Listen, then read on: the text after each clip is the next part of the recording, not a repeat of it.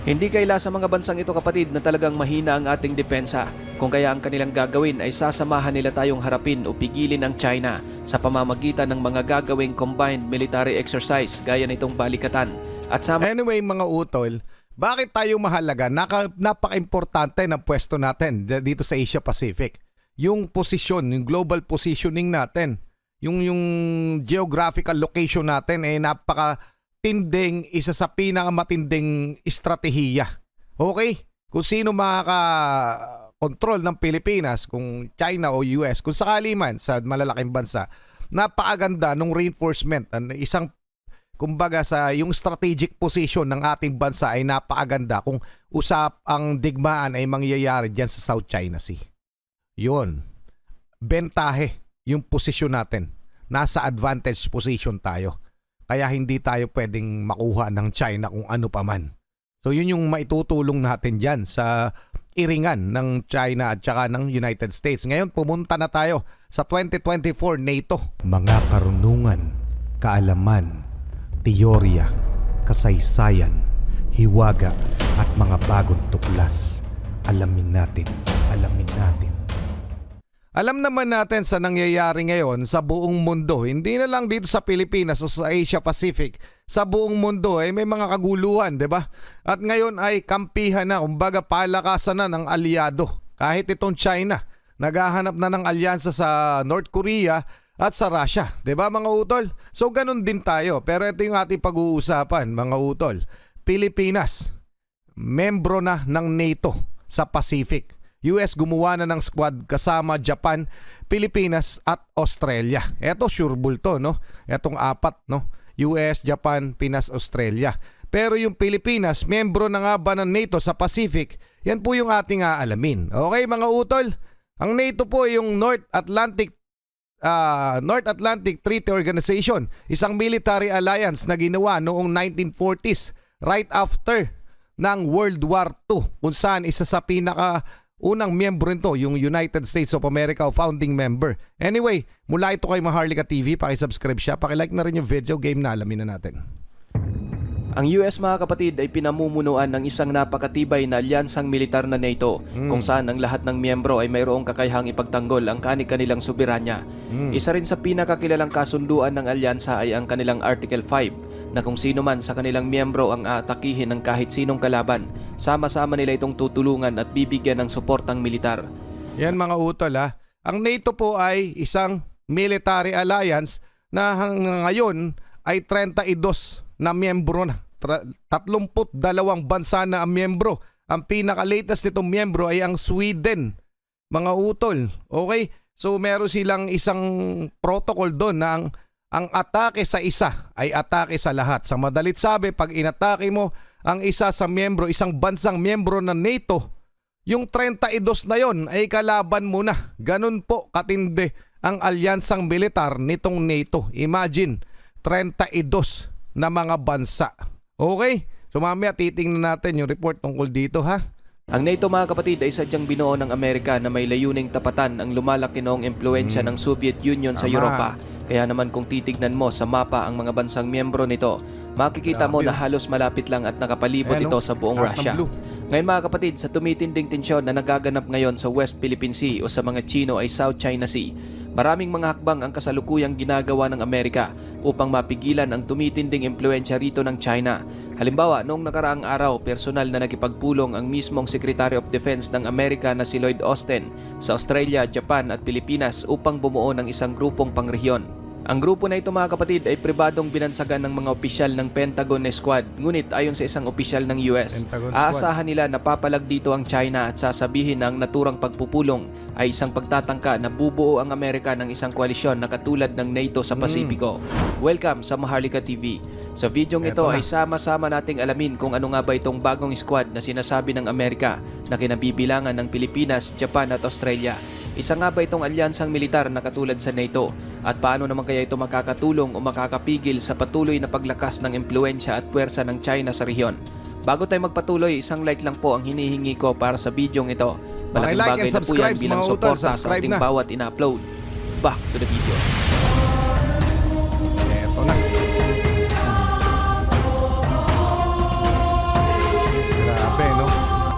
Yan pa lang sa mga bansa na yan, no?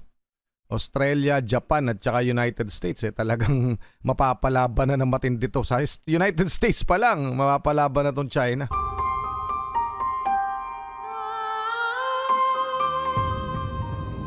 Sa gitna ng tumitinding tensyon sa South China Sea at lumalaking alalahanin sa Taiwan, ang Pentagon sa ilalim ng pamumuno ni US Secretary of Defense Lloyd Austin ay aktibong pinalalakas ang isang regional defense strategy upang kontrahin ang dumaraming banta at ambisyon ng China sa Indo-Pacific. Ang inisyatiba na ito ay humantong sa pagbuo ng isang bagong estratehikong alyansa. Tinawag nila itong Squad na binubuo ng Estados Unidos, Japan, Australia at Pilipinas. Noong nakaraang araw lang mga kapatid, nagtungo sa Hawaii si US Secretary of Defense Lloyd Austin. Nakipagpulong ito sa mga Secretary of National Defense ng Australia, Grabe. Japan at Pilipinas dahil sa lumalaking alalahanin ukol sa pagiging agresibo ng militar ng China sa West Philippine Sea. Tama. Kung mapapansin mga kapatid, nagiging sunod-sunod ang mga mapanghamong kilos ng China sa Pilipinas, kung saan madalas na nitong ginagawa ang mga delikadong pagharang ng kanilang mga barko at pambobomba ng tubig sa tuwing magsasagawa ang PCG ng resupply mission o maritime patrol sa West Philippine Sea. Pero kahit na mga utol, no? Ayan, no? Kahit na pakiramdam natin talagang patuloy tayong binubuli ng China, pero sa totoo lamang hanggang doon na lamang ang kanilang kaya. Sa ganda ng mga plano o diskarte na ginagawa ng ating gobyerno tungkol sa issue natin sa China with sa West Philippine Sea sa China.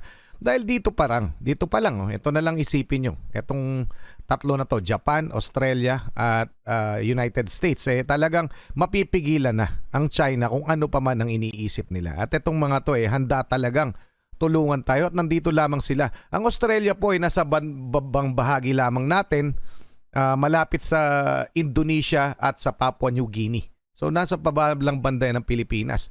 Okay, so yung Japan nasa bandang taas lang natin, katabi ng Taiwan. Siyempre, United States, napakalayo pero napakarami niyang military bases na malapit sa atin. At dito pa lang sa atin, meron mga military bases sila. Nakakapagtaka rin, nga lang, kahit na may threat ang China, eto mga kapwa nating ilang Pinoy, nagrarally pa at gustong paalisin ang persang militar ng Amerika. So parang naagulat lang. Bayad ba sila? Anyway, ibig ko sabihin, dito pa lamang, mapipigilan na ang mga plano nitong China sa kanilang mga pinaplanong pag-atake sa atin kung meron man. Okay, yung pangaagaw, nandun na yan Pero hanggang doon lamang yung kaya nilang gawin. Mamaya i-check natin kung totoo nga bang may military alliance na etong apat na bansang ito. Okay? So alam ko meron tayong Mutual Defense Treaty with US. Okay? Ayon sa mga defense officials ng Amerika, ang pagpupulong na ito ng US, Japan, Australia at Pilipinas ay magpapatuloy at handa silang makipagtulungan sa ating mga military activity at paunlarin ng ating depensa katulad ng sa air at missile defense. Sinabi rin ng US na ang kanilang squad na nabuo o quadrilateral group ay isang anti-aggression coalition na naglalayong protektahan ang mga bansa sa mundo na umaasa sa mga commercial vessel na malayang makakapaglayag at walang pangambang makakatawid sa South China Sea at Taiwan Strait. Ito mga utol para lamang linawin kung ang Pilipinas ba ay miyembro ng NATO. Okay, para sa kalaman yung lahat kahit saan natin tingnan. Okay, nakalagay dito fact check, PH did not form NATO. Okay, NATO-like. Okay, the Philippines has created a version of North Atlantic Treaty Organization with the United States, Australia and Japan. Hindi daw po totoo ito. Okay, pero ang ano ba nga ba ang Pilipinas sa NATO? The US considers the Philippines as major non-NATO ally. Okay? So malinaw na malinaw. Giving the nation a designation that includes status of military and economic blah blah blah. Anyway, hindi po miyembro ng NATO ang Pilipinas at wala pong kini-create na military alliance na kagaya ng NATO ang Pilipinas na kasama ang Australia, Japan at ang United States. Pero major non-NATO ally tayo ng United States. Sa madalit sabi, halos gano'n na rin po dahil meron tayong Mutual Defense Treaty with the US. Mamaya titingnan natin pa yung isa pang yung NATO Summit na 2024 mga utol na nangyari. Okay? At yung RIMPAC, titingnan natin kung ano-ano mga yon. Para lang sa karagdagan nating impormasyon at At sigurado ako, magugustuhan nyo kung ano man yung nilalaman ng report na yon. Sa mga hindi nakakaalam, hindi lang po ang mga barko ng China at mga barko ng Pilipinas ang naglalayag o dumadaan sa West Philippine Sea o South China Sea sa mga Chino. Ayon sa pagtataya ng United Nations Conference on Trade and Development, humigit kumulang 80% ng pandaigdigang kalakalan ay dinadala sa pamamagitan ng dagat at 60% sa lahat ng iyon ay dumadaan sa Asia, kung saan ang 1/3 naman ang dumadaan sa South China Sea. Ngayon mga kapatid, sa nasabing pagpupulong sa Hawaii, binanggit ng Amerika sa Japan, Australia at Pilipinas na sa tingin daw ng US ay nauunawaan naman ng nasabing mga bansa na ang pamumuhunan sa isang deterrence ay di hamak na mas mura kaysa sa pagharap sa isang digmaan na maaari namang mapigilan. Sinabi rin ito na naiintindihan nila na ang deterrence ay magiging mas malakas at mas epektibo kung sila ay makikipagtulungan sa Estados Unidos. Ngayon ang tanong mga kapatid, ano ang maiaambag ng Pilipinas sa mga bansang ito sa pagdepensa sa South China Sea? Gayong wala nga tayong kapasidad na depensahan ang ating sariling karagatan. Batid ng US, Japan at Australia na maliit lamang ang ating budget sa depensa, kung kaya't malabo na makakabili tayo sa Amerika ng mga armas na gagamitin bilang deterrent sa China. Sinali ng Amerika ang Pilipinas sa squad dahil unang-una malapit tayong kaalyado ng US. Pangalawa, tayo ang sentro ng tensyon sa pinag-aagawang teritoryo kung saan matatamaan ang mga interes ng Amerika, Japan at Australia kung hindi sila gagawa ng hakbang. Hindi kaila sa mga bansang ito kapatid na talagang mahina ang ating depensa, kung kaya ang kanilang gagawin ay sasamahan nila tayong harapin o pigilin ang China sa pamamagitan ng mga gagawing combined military exercise gaya nitong balikatan.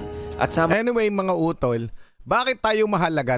Napaka-importante ng pwesto natin dito sa Asia Pacific.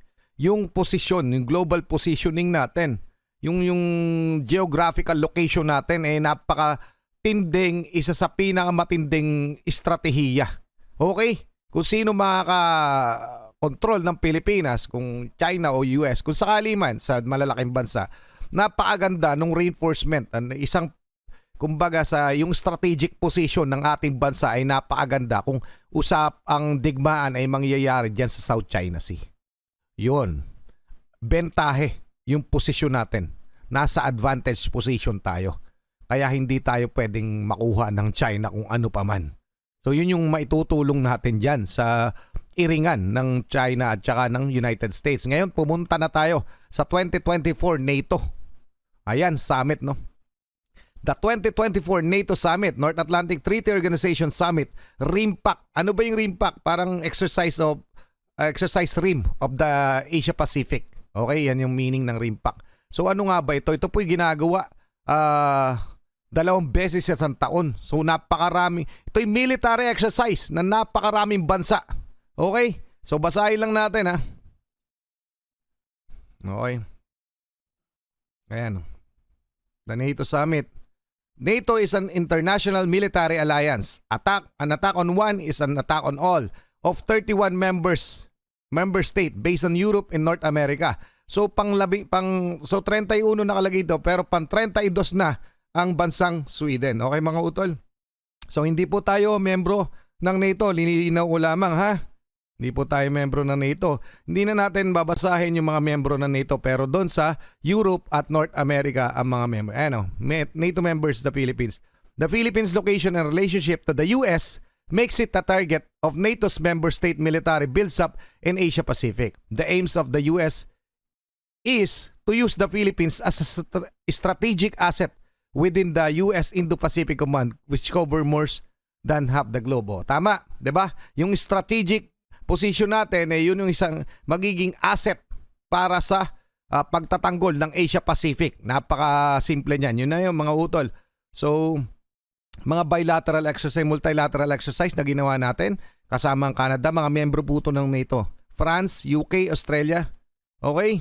Yan. Anyway, etong RIMPAC, mapunta na tayo sa RIMPAC. Ano nga ba ang RIMPAC? Ang RIMPAC po ay yung exercise rim of the Pacific. Yun yung RIMPAC. So the largest naval war games in the world is RIMPAC. Okay? Which takes place on and around Hawaii every 2 years. Okay? Hindi mali pala ako. Every 2 years pala ito nangyayari. From June 29 through August 4, 2024, magkakaroon na naman ng RIMPAC mga utol. Na sasalihan ng 26 na countries. Ito po yung participating countries, no? Mga utol, nandito ba tayo? Ayan po, Republic of the Philippines, no? Ayan, no? Dami, oh. Australia, Brunei. Yan mga kaalyado natin, yung mga bansa na yan. Yan pa lang, pwede na kayong ma-at ease na tayo'y so sobrang dami niyang rimpak na yan, mga utol. Yun lang gusto kong iparating sa inyo. Okay? Tuloy na natin. Masamang pagpapatrolya sa South China Sea para isulong ang freedom of navigation. Aasahan na rin natin na paniguradong mapapadalas pa ang mga gagawing pagsasanay militar dito sa Pilipinas. Sa kabila yan ng pag-aalala ng ilan nating mga kababayan ukol sa pagdami ng mga base militar ng US sa bansa. Maliban kapatid sa binoong squad na ito ng Amerika na kinabibilangan ng US, Japan, Pilipinas at Australia, mayroon na rin silang naunang grupo na binuo na tinawag namang Quadrilateral Security Dialogue o Quad sa maikli. Ang Quad mga kapatid ay kinabibilangan ng US, Australia, Japan at India na may layuning magsagawa ng tinatawag na Exercise Malabar o magkasanib na naval exercise bilang tugon sa pagtaas ng kapangyarihang pang-ekonomiya at militar ng China. Maliban dyan, mayroon ding binuong Defense Pact o kasunduang pandepensa ang US, Australia at United Kingdom na tinawag naman nilang AUKUS. Ang AUKUS naman mga kapatid ay isang trilateral security partnership para sa Indo-Pacific region kung saan kinabibilangan ito ng pagtulong ng US at UK sa Australia na makakuha ng mga nuclear-powered submarines. Kasama rin sa kasunduang ito ang kooperasyon ng bawat miyembro sa mga advanced cyber mechanism, artificial intelligence at autonomy, quantum technologies, undersea capabilities, hypersonic at counter-hypersonic, electronic warfare, innovation at pagbahagi ng impormasyon. Ang Defense Pact na ito kapatid ay tumutuon sa tinatawag na Five Eyes Intelligence Sharing Alliance na kinabibilangan din ng New Zealand at Canada. Ibig sabihin, ang militar ng mga bansang ito ay magbabahagi sa bawat isa ng mga kinakailangang intelligence ukol sa anumang kilos na gagawin ng China. Anyway mga utol, kahit ano pa mamangyari, sisimplehan natin. Di ba may alyansa tayo sa United States of America? Ngayon, pag napalaban ang China kasama natin, ang China sa atin, tinira tayo o inatake tayo, may invoke yung Mutual Defense Treaty. Makakasama natin ng United States of America. And syempre, automatic, mapapabilang ang NATO. Kasi, di ba? An attack to one is attack against all. So, yun po yung isa sa pinakamatibay na alyansa natin, palagay ko. So, ang nakakapagtaka nga, kinukundi na pa ng mga kapwa natin Pinoy kung bakit tayo nakikipagtulungan sa United States of America. Ano ba gusto nyo? Yung mga nagrarally. Gusto nyo paalisin na mga sundalong Amerikano dito, yung mga bases dito ng US. So, sino tutulong sa atin pag inatake tayo ng China? Maloko to mga to. Hanggang paaganda na ng diskarte na ginagawa ng ating gobyerno tungkol sa usapin sa West Philippine Sea. Inaagawan po tayo ng teritoryo ng China. Yun po yung malinaw, okay? Anong gusto nyo ba? Sa China tayo umampi? Anyway, mga utol, hanggang doon lang muna. Anong masasabi nyo dito? Basta malinaw, hindi po membro ng NATO o wala pang NATO sa Asia Pacific, kumbaga. Wala pong binuong ganon. O merong squad o meron tayong samahan with dito sa Australia, sa Japan at sa US tungkol dito sa pagharap sa Indo-Pacific o sa pagharap sa issue natin sa China sa West Philippine Sea. Okay, yun yung malinaw. Okay mga utol, hanggang doon lang muna. Pa-comment ang inyong opinion. Maraming salamat. Muli ako sa Target Achilles and we have the Real South Pie Production. Ako nagpapasalamat sa walang sawa niyong pagsuporta. Kayo mag-iingat. Keep safe, God bless at saludo po ako sa inyo lahat. Maraming salamat po.